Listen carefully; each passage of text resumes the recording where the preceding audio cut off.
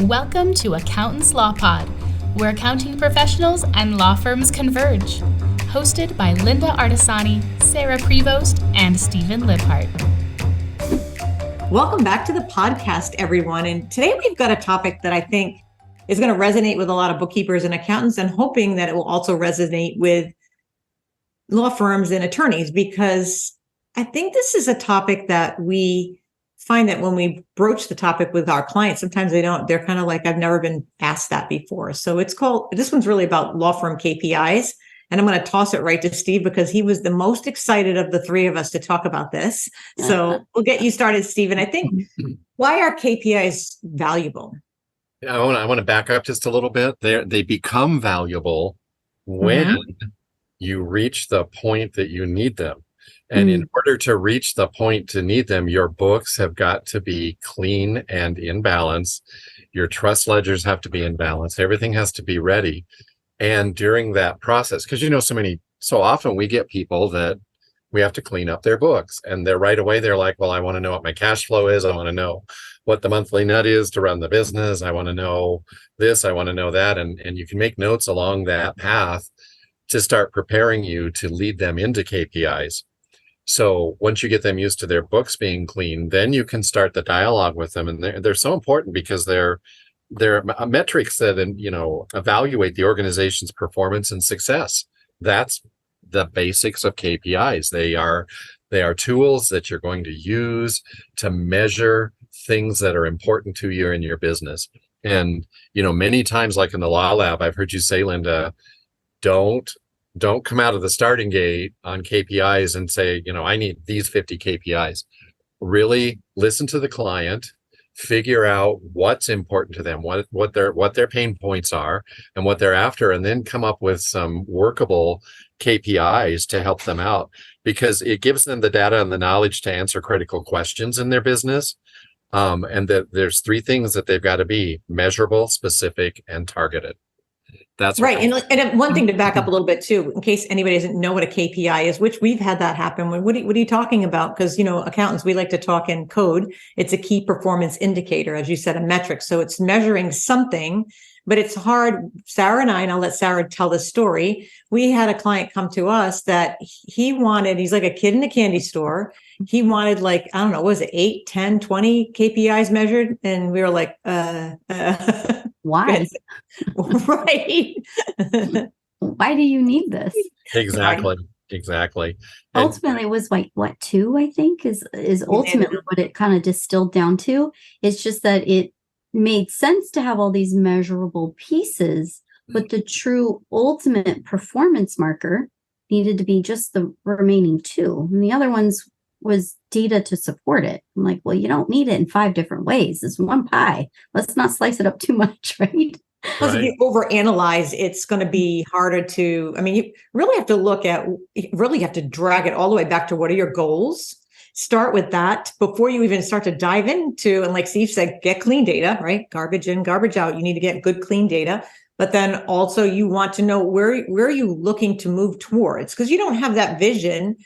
Measuring this stuff is fine. And I know one that is really a lot of attorneys like to see is if you've got a larger firm, what is the performance of each attorney, staff attorney? They want to know the metrics behind who's bringing in money, who's billing out. That's another one that's big, because sometimes they might have a lot of work in process, but they haven't billed it out. And you have to stay on top of that if you've got a larger firm. I know that's a real beneficial one, but we're just measuring performance in that way, but you should also have goals there too. So as a firm, maybe there's performance goals, and then you can track that and see if the attorneys can actually hit those goals.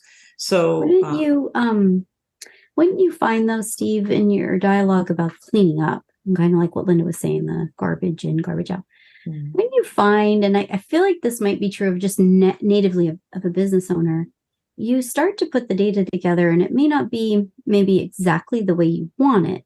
So you have to learn how to refine it to get those measures in a way that makes sense to digest. But the data has to be probably moved so you get it all clean, the squeaky clean, and then you probably have to delve a little bit deeper, I imagine, right?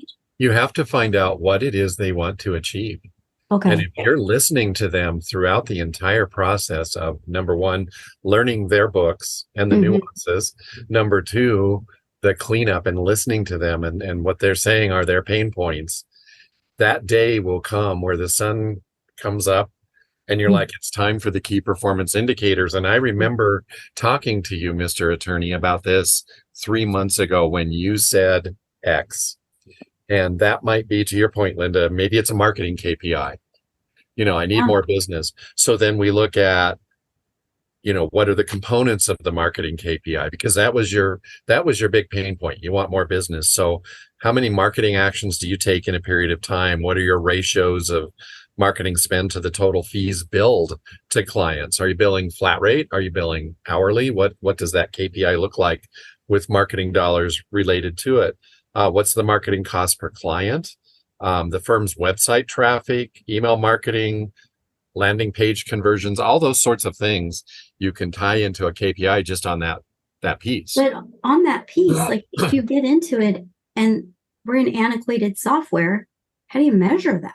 Exactly. You do that So- in an antiquated space. You've got to find easy ways to be able to measure that traffic and And that find goes back to conversion. what are they trying to achieve? Yeah, exactly. And if they're trying to build a client base and you want to see, and a lot of times we see with law firms, especially the bigger ones, they'll hire a marketing firm, but then that's the end of it. They just go, oh, hired the firm. They're going to take care of that. They're going to put out the Facebook ads or they're going to put out the billboard or whatever that's going to be involved there. But then if nobody's tracking in how that's coming in Right. and how the clients are getting in the door, when it starts out as a lead, where does the lead go? It's a good idea to maybe have a HubSpot in place or even Clio Grow to track those things. Because if you're not tracking the lead from the beginning to wherever it comes to, how are you going to know if your marketing's working? Exactly. You might get a ton of calls, but if they're not turning into clients, that's an issue. So those are the things you have to track. And a lot of times we'll find out that if they're and they spend a lot of money, sometimes like personal injury firms spend a lot of money and they throw a lot of money at there's TV marketing ads and billboard ads. Billboard. It's expensive, right? You got to get your name out there. A lot of competition when it comes to that. So if you're that personal injury firm, you've got to compete. You've got to be out there. People got to know when the accident happens, where do you go? And I can think of the commercial because that's almost part of the commercial, call Morgan and Morgan, whatever you hear on the TV repeatedly, right? But that's, and it might be 1-800-ACCIDENT. You hear that because they get the phone number for that, but that's effective marketing. So you need to know how your marketing is working. And it could be that you put a lot of money. I mean, I tried Facebook ads. It was a total dud for me. And maybe I didn't know how to do it right. I kind of did it on my own, but you need to have that guidance. And when you hire that marketing firm, they shouldn't just be setting it up and just letting it go. Yes, it's got a lot to do with SEO and keywords and all that. If you start to do marketing where there's blog posts and videos and shorts now, the big thing. All that's good. But if you're doing it, like I tell Sarah, accidental marketer, I don't know how all of a sudden these calls are coming in, but sometimes they just come at us and then we're figuring out, what did I do? And we actually look at what kind of client is coming to us. That's also important. So if you're a law firm out there and you're looking for a specific client or avatar, you would need to know what that is because you need to speak to that person in your advertising. And that's all part of this marketing KPIs. And it's by getting a good firm, you need to measure it. And that's what this is all about, really measuring. And I don't know, do you have any other KPIs, Sarah, that maybe you think are good ones that we can track? I know attorney productivity is always a good one, but I don't know if you have any in mind that you think of that maybe, I know one is client satisfaction. Oh, that was on my list. Yeah, that's a big one, right? That we can help them with. So, and there's an acronym for that too, the client satisfaction score. Oh, I'm trying to think of it because I'm thinking of that same client again that we had, Sarah. That's the one I didn't realize I muted myself. That was the one I was running away from because I felt like the way that individual was also rating. So there was a rating on performance of the client experience. There was, which makes sense, right? But it was a big piece. The client satisfaction, productivity, it depends too on the firm, Steve. I don't know if you have this. Well, maybe one of the things too, notes. Sarah, with satisfaction, one of the tips I have, if you're going to do client satisfaction, don't Yeah. just do it at the end of the matter. Do it maybe in the beginning to see if the person that set up the job and was interacting with the client was a good fit, and that client felt supported from the very beginning, because initial reaction with working with anybody, it's important. Then maybe The honeymoon stage, you're the saying? honeymoon stage. Are Yeah. you saying get past the honeymoon stage? No, actually get into the middle of it, and then maybe not every client, but do just a survey. How is your interaction with the receptionist with this? Because it's the whole unit, the whole team of the law firm that's going to make the law firm successful. Do some in the middle. How's the attorney doing? A check-in. And then also at the end. But people tend to do the end. And if they want that or the people are happy, they lost, they might not be happy. And that's not a really great measurement of satisfaction. Steve, in your notes for like the way that you talk about this, how do you address not just on client satisfaction, but like when their productivity, if we're doing, let's say they're doing the flat rate because they figured it out, but they don't want to have any way to track. Like they don't even want to put the hours as unbilled. How do you do that? Like that's a hard one, huh? That is a hard one, but you need to look at how many attorneys worked on the case, how many paralegals, what the paralegal did. Okay. All those sorts of things that go into that. How many days it's taking those flat rate clients to pay their bill. Got it. Or you're getting into the realization rate. The realization rate, or how many of them are on retainers. How many extra, to your point, the non-billable hours, how many non-billable hours? You've got to track non-billable. To me, that's a non-negotiable. It should be on every client bill. And it should say no charge or courtesy discount or whatever you want to use in the firm. But tracking how many, let's say, I'm getting so excited here again because I love this. Let's say you are a family law attorney. Okay. Divorces are $10,000. Okay. We'll just use that number. Yeah. All right. So on those $10,000 cases, how many attorneys were assigned to it? What did the paralegals do? How many filings did you have to do? How many non-billable hours were there in there? Okay. And so what was the realization rate on that $10,000? Was it a client referral? That's another KPI. There's a lot of things that can go into that, and it should be tracked. And you might find out that you're charging too much, you're not charging enough, or we talk about scope creep a lot in the accounting industry. They have that in the legal industry too. How much extra work did you get added on top of that because the client expected it for that $10,000? So it's not as hard to track as you think. Yeah. Again, it's what is your goal? What do you want to achieve here? What do you want to learn? And most of them do have like a maximum hours. So that's how I've seen it with clients, that they do the fixed rate. A lot of the family law will do it. But there'll be a cap in there because, as you know, with like a divorce, that can turn south really quickly if the other attorneys fighting. We as law firm, accountants, we run into this all the time when we're doing cleanup on trust accounts. It is a shot in the dark to know what to tell the client. It's going to cost them. And so, in our company, we keep track of the number of, this is a KPI for trust cleanup. We keep track of what it cost them, how many clients there were that had to be cleaned up, and how long it took, and work that into some ratios for KPIs. And it helps us develop more confidence in what we're quoting, because it's always a stab in the dark on those projects, and attorneys run into the same thing. They don't know where that case is going to go. Yeah. The cool thing is if you're tracking, like Sarah and I just did Sarah actually did the bulk of the work of doing this workup for an attorney and figuring out compensation models for us. We have to kind of see what's out there. And if somebody's building a new one, you want to help them through that. And I think too, if you're looking at anything like a realization rate, you really have to kind of look at benchmarks too. Clio does a phenomenal job with benchmarks in the Clio trend report. And now I'm really excited because Sarah told me about this mid-market thing that's coming out that I'm like, oh my God, I'm clearing the calendar for that one. So I can be on because that's our clarity. I'm just going to do a little clarity. They're breaking it up because there's the boutique ones, right? The smaller firms, the ones that are more than the solos. And then and so they're going to break them up, which I think is brilliant because it is so hard to read something and understand, do I offer that as a salary? I'm a solo. Do I offer that as like, what is a real metric here for me to be able to understand so I can move forward? And so I love that they're silo style in these beautiful reports. Are so apples cool. to apples for us. And I always get excited about the Clio trend report, but this year, the fact that they're doing it with the mid-market, I love that thing. I'll be writing a lot of blogs on it because it's fascinating to read. I mean, we love our attorneys, so we love this industry. And when we get into that it just gives us so much data. And of course, as accountants, we love data. And it's really, I mean, it goes by region and everything else. And you're really going to get a good, clear picture of where, and they see the trends. So they do such a great job with it. And maybe Tiara can put a link in the show notes on how you can go get 2022s. And 2023 is going to be coming out at their, it'll come out in their conference that we're going to.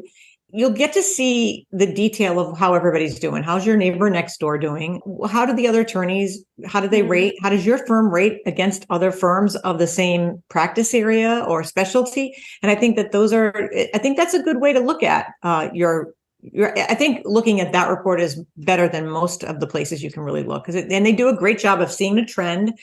They saw trends during COVID and you followed that. You saw trends when the economy goes down, the economy goes up. They'll go in deep on that stuff. And that's what makes that report so valuable.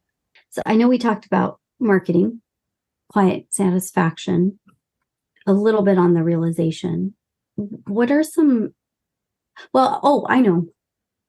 So you need the software to track, like what you brought up first, Steve, the marketing piece. You need something to be able to track that, measure it, or some sort of system. So I guess what we could speak to is if you have somebody still in a space of tracking time or tracking, they're not in a practice management style software that's amenable to being able to track this stuff. You need to also look at that, right? You can't be in an antiquated type space. Like a time slips? I mean, spreadsheet? I'm not going to call out software names. Well, I'm just thinking of desktop software, right? So we should be well past this. But I don't want to. Yeah, in all fairness, no, I don't want to bash this software because it was good in its day. But I'm just saying, in general, you can't be in a spreadsheet. How many of us have gotten the spreadsheet law firms? You can't. We do, and then you look at the formulas, and they're not right, and it's not actually good measurement because, again, well, it's not even that they're measuring it in there. Their ledger system. Yeah. Is in a space that's an non-accounting ledger system. So you need to be in something, I imagine. You also need to have goals. And you can't, I don't think, because we can do all the measuring we want for them, but if they don't have a goal or a target to where they're going. Back to what I said, what do they want to achieve? What do they want to achieve? Yeah, I think it, and distilling it in that way is like, I like saying, what do you want to achieve? I don't, goals are fine, but to me, goals equal weight loss goals. Where do you want to see your business in 2 years' time? Here's one that really, really opens their eyes and is easy to do. In the scenario where the firm waits until the end of the month for everybody to put their time in, or they're giving it to the receptionist to put in, or that sort of routine. You can look at their return rate and how long it takes to recover accounts receivable and the number of disputes and all of that, and their collection ratio or write-offs, or you can, and then you can work them towards the attorney getting their time in on time. And in one law firm that I worked in, every Friday afternoon, everybody knew to leave me alone. And it would take me all afternoon to draw up this spreadsheet of everybody's time and what the KPIs meant, and what the ratios were. And I would turn that into the managing partner. And on Monday morning, you could tell whose office he was going to take a pile of paper and go walk down the hall and knock on their door and go, why are your numbers this way? And we have 3 weeks till month end. And that was a KPI. That was the result of a KPI being monitored every week. And we were able to turn that around. That's brilliant. Have more time to get retainers and less time to chase people on write-offs and all those sorts of things, and speed up collections. And guess what? Then you take a KPI for performance I'm big on this. And at the end of the year, instead of just opening up the checkbook and handing out bonuses, you have good, intelligent data to say, Linda gets a $5,000 bonus because she did this. She improved her KPI on her timekeeping and collections. Sarah gets a $10,000 bonus because she got it quicker. Or let me flip that. So you drive. What you're saying is you start to drive. You start to drive these new spaces. And it's interesting. Linda, I thought, was really good at this over the course of about a month and a half, where it was like, how many clicks was this going to take? How many people are you putting in this to do this line of work when you have a software that's a click of a button? And I felt it was really just the way she handled it was so intelligent. It was like, hey, you do realize there's software out there that can handle this, right? You're losing sleep and being able to understand this very clearly because you're asking to do it in a model that's just broken. He was doing it in a very redundant way. Yeah. And I think too, when you're talking about this is one way of, if you're a bookkeeper or an accountant listening, one of the places Sarah and I hop into after trust is accounts receivable. And we look at how much money is sitting in not collected over 90 days, right?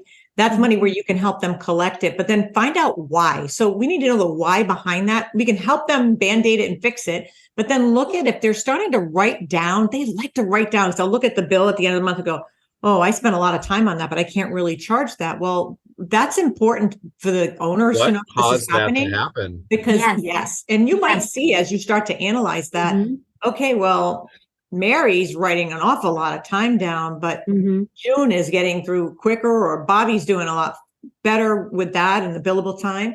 And then maybe and they're collecting it. So if they're billing but not collecting, well, you can bill all day long. I don't care if you bill, it doesn't matter if it's not collected, right?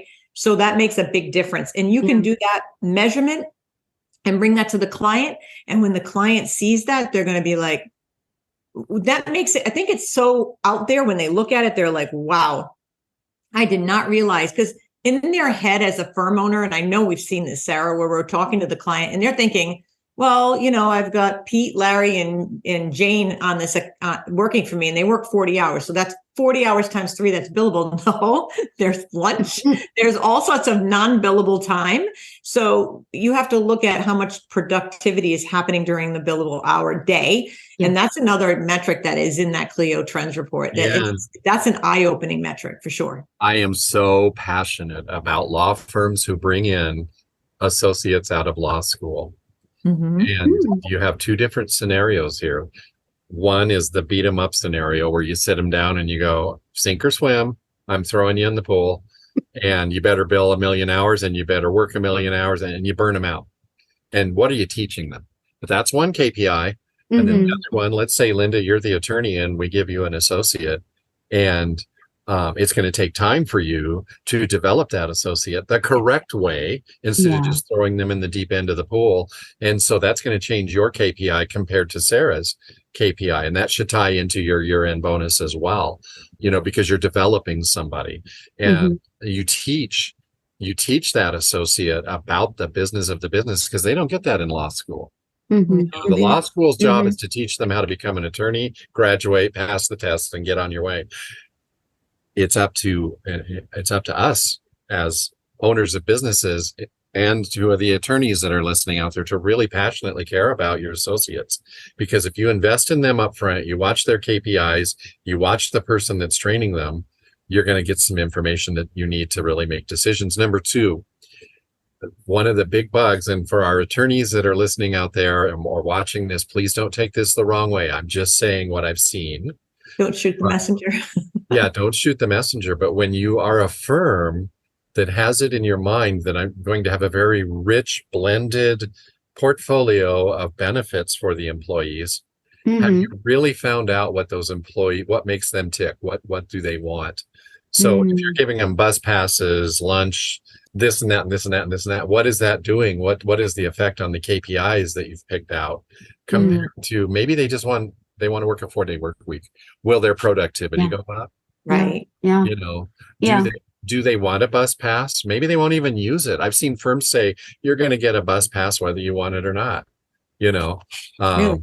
Yeah. Yeah, especially the downtown firms, to attract people. We have bus passes. Well, a lot of people don't want that. Nowadays, they'll ride their bicycle or their scooter in, or they'll take the train in, or whatever, or maybe the option. Yeah. And the flip side of that, we've had two guests on now. Thea Fan, I'm thinking of first. Yeah. He came on and talked about how he has implemented with other firms where he brings in that person that does the rainmaking, right? Was it rainmaking, Sarah? The selling part of the job where it's not the attorney doing that work. They're doing the law firm work. But he's had this person in place on the bigger firms that this was a really effective model to not have a person that could bill out at, 400, 500. Non-attorney offering consulting, basically selling, but you're doing it, and it's a consulting without giving away a lot. So you're putting a layer between. And his episode, I don't know when we released that, but it to me, I'm just really excited for him to come back and talk about it. And Steve, I just would love for you to meet him, because the way that you're talking about your passion for this topic, really, I feel like it's a lot of the front end metrics that we're looking at. Obviously, the back end stuff that's the important part. You were bringing up the realization and those sorts of things, and knowing kind of where you settle to understand how much each one is costing you. But I think, Steve, the other part that I thought was interesting, and maybe you're leading to this, is those compensation models, how you actually develop those, and what does that look like? Because I can't tell you how many times I've been in firms. I've been doing this for quite a long time. Where Christmas bonuses are handed out, and I could tell you, as the accounting person in house, I could sit there and watch and say, that one's going to leave after they get their bonus.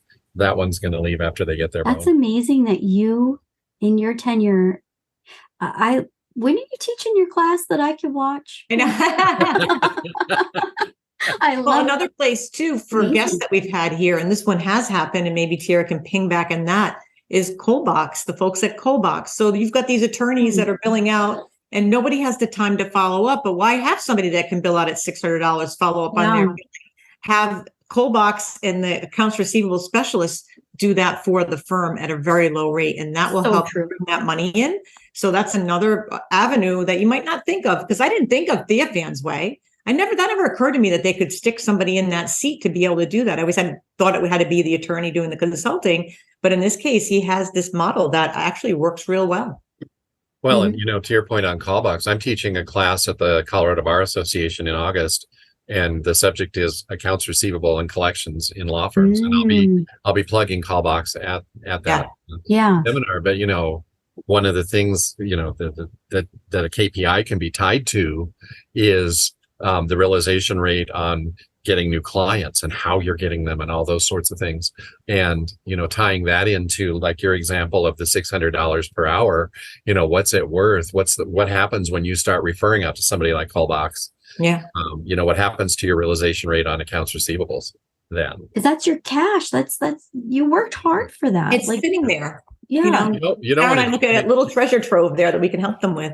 And it all starts with the client agreement. Yeah. What are the expectations? How is it spelled out in there? How are your collections spelled out in there? And how do those things impact KPIs? And when you have that conversation, again, I just get so excited about this, because you reach a point with the client where you've been listening to them for 2 years and you're like, okay, we've got this KPI fixed. Now let's talk about your client agreements, because I've heard you talk about those for a couple of years now. Let's look at your verbiage in there. Let's make sure you're in compliance with the requirements that you have to have, the things you have to have in your agreement.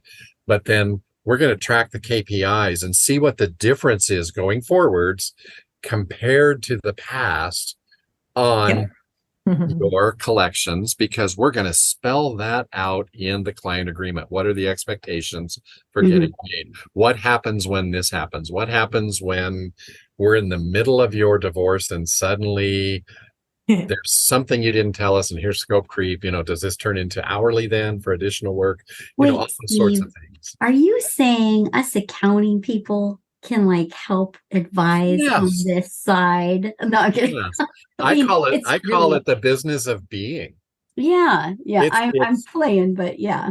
I mean, you could look at how many new clients did you acquire in the year, or Right. another one that you can look at, like, so that's part of your marketing, right? To see how your leads are coming in. How many leads did you have? How many new clients did you acquire? Referrals. Where are your referrals coming from? And this has all got to do with setting yourself up for success in the beginning, which is why that Clio Grow, we don't have many clients using it, but it's really not a bad program that you might want to consider. Or HubSpot is a good one. And there's also Lawmatics is another one that people like. There's client retention, obviously, if you're in that type of practice area, is another one. You could look at how many cases have you won, depending on the practice area. Maybe a criminal defense. How many cases have you won? You could even get to the nitty gritty of, okay, when you're tracking, because we can do, and I just did an article, a blog post on like Clio and some of the custom fields you can track these things in. So you customize your Clio to track some of these metrics. One of them, and these are metrics that aren't really math metrics, but they can be metrics like opposing attorney. How many times are you going against this opposing attorney, and how many times did you win as opposed to that opposing attorney? You can get that detailed, but you have to put the data in, and it's really about the data. So that article, I think, I was surprised when I discovered where this was and some of the ideas you can have by practice area. And I gave some samples, and there's another article I think I pinged back to in Clio that goes into really deep on all the different custom field suggestions. And you can really have fun, I mean, with tracking some of those custom fields. You know what I want on my t-shirt? What? KPIs are fun. You don't want lips. But see, my lips, you could kiss them away. No, but see, that's the thing. And this kind of all ties back to hiring the right people to help you guide you through your business, right? Hiring that bookkeeper and accountant that gets so excited about this stuff and can help you, because that's not what you guys do. Is if you're a lawyer, attorney looking at this isn't what you do. And I'm practical. Listening, going, wow, this sounds great. So be patient. Yes. Understand it's a relationship. It's just like any sort of relationship. We might be outside, but it's guidance. We're a resource. We have that bird's eye view on multiple things. And like Linda, you brought this up too, is I love our client for this. I want to change the compensation model for my team. We did all this work to figure it out. And he says, gosh, I was playing checkers and you were playing chess, Sarah. And I thought that was the sweetest thing he could have said to me. Cute. So honorable. But it was a great project for Linda and I to do. I really enjoyed it. I was like, hey, Linda, I want to make sure I'm not driving the bus the wrong way. What does this look? She pulled up Clio Trends report. We got really detailed, for the region and the area. And like you said, we get passionate about it, but you've got to be able to set yourself up and allow that to drive. If you're just so transactional in the relationship with us, it does not support a win-win situation. That is not what we want as clients. That's not why we went into business ourselves, was, let me just get demanded upon. So I like to be really practical about this, because I feel that it's important to say, because it gets lost in the relationship, and it's like any sort of friend. But you know what else you can do too, and share with clients. You can say, hey, Sarah, client Sarah, you don't mention Linda, the other client. You just say, we have another client. Yes. We're able to change their KPI because we found out what they wanted to measure. Yes. We found out what data they already have. We found out what the target was.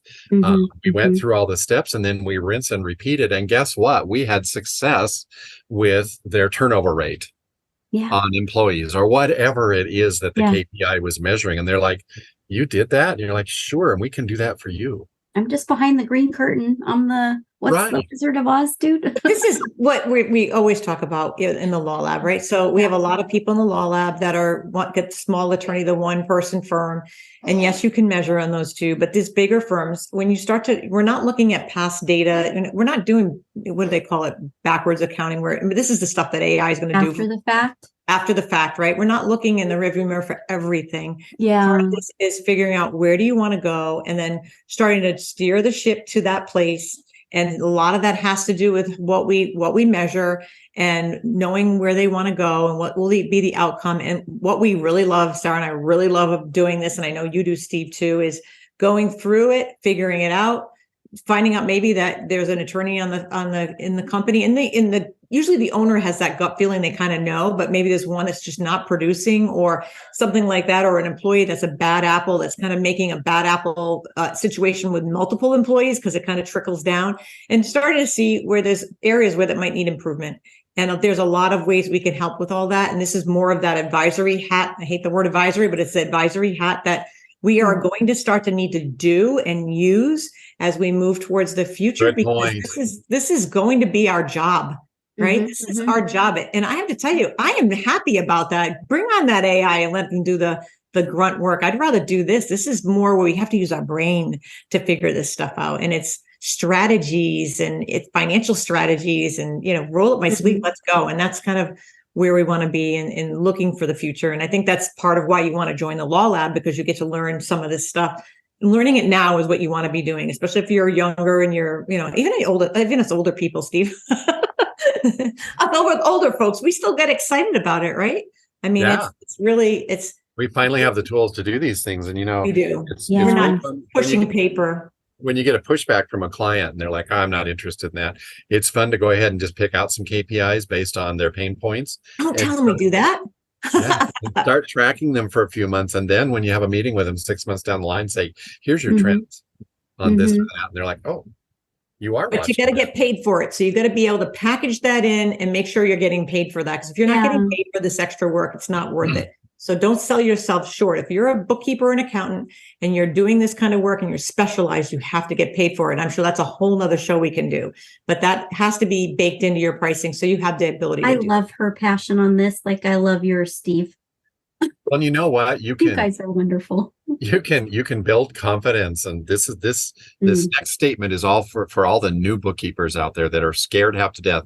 You can build your confidence in what you do and become so incredibly valuable to your clients by embracing KPIs and learning them. And to your point, Linda, if you're not at the comfort zone where you're going to start charging for it, you can still pick a simple one and track it and then sell it to the client. Say, you know what? I've been watching this. I saw this in your business.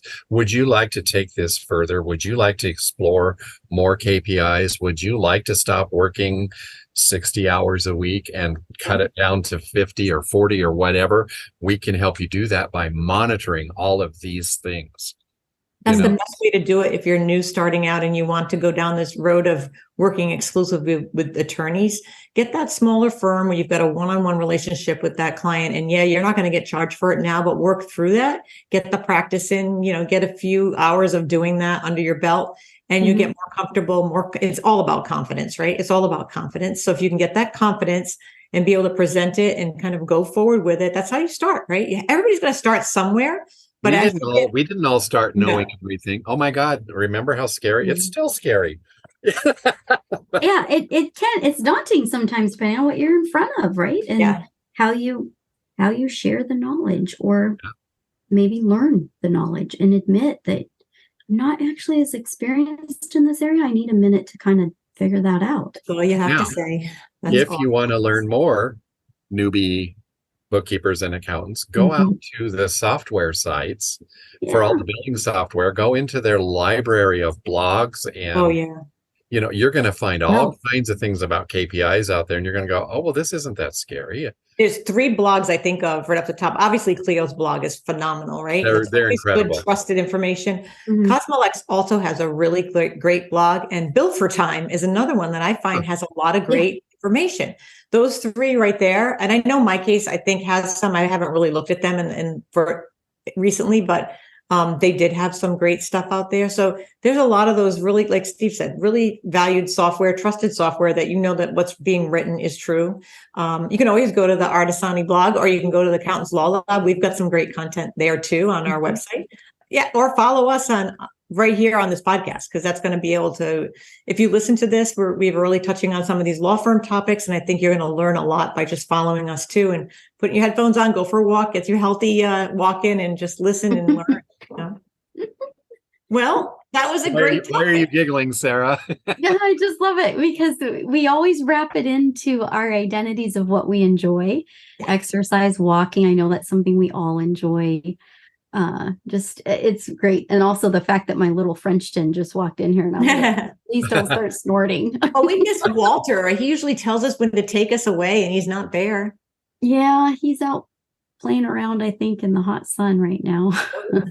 So, Well, but, Steve, you're taking us out, and I know you're going to tell us where you are too in this whole conversation. Today, I'm still at home. I'm going to be at home for about 5 weeks, but we're hosting a huge rally with about 50 Airstreams in 5 weeks up at the Meeker Classic Sheepdog Trials. And so we have 50, we have about, we have 22, 23 Airstreams coming and about 50 people. So I'm staying home for about 4 or 5 weeks and getting working on KPIs. Oh, okay. That sounds good. That's awesome.